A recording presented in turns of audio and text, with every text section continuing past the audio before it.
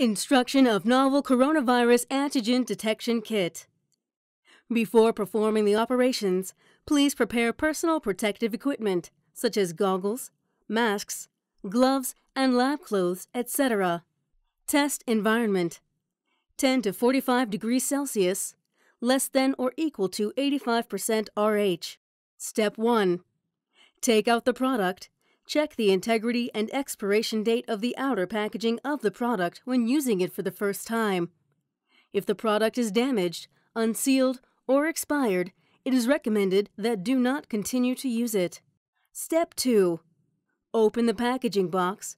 Take out the extraction buffer and the corresponding number of test strips and extraction tubes as needed, and prepare a timer if possible. Check whether the test strip and extraction buffer are packaged intact and sealed, and whether they are within the validity period. If not, it is recommended not to continue to use it. Step 3. Add 10 drops of extraction buffer vertically into the extraction tube.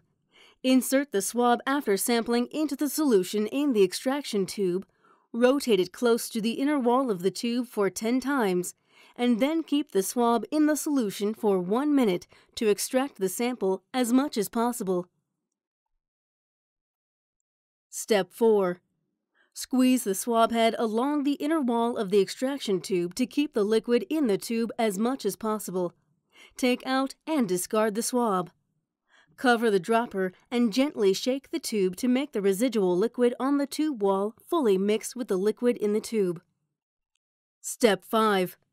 Open the aluminum foil packaging bag of the test strip, take out the test strip, and lay it flat on a clean and dry surface. Turn the extraction tube with the dropper lid upside down and add 2 drops, about 80 microliters, vertically into the sampling area. Step 6. Wait for 15 to 20 minutes and observe the results. Results are invalid if it appeared exceed 20 minutes. 1. Positive. 2 red lines appeared.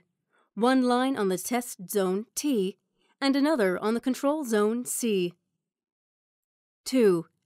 Negative. 1 red line appears in the control zone C. No line appears in the test zone T. 3. Invalid results. No red line appears on the control zone C. After the operation, pay attention to the disinfection of the laboratory and equipments, and discard the related consumables to the appropriate biohazard waste container.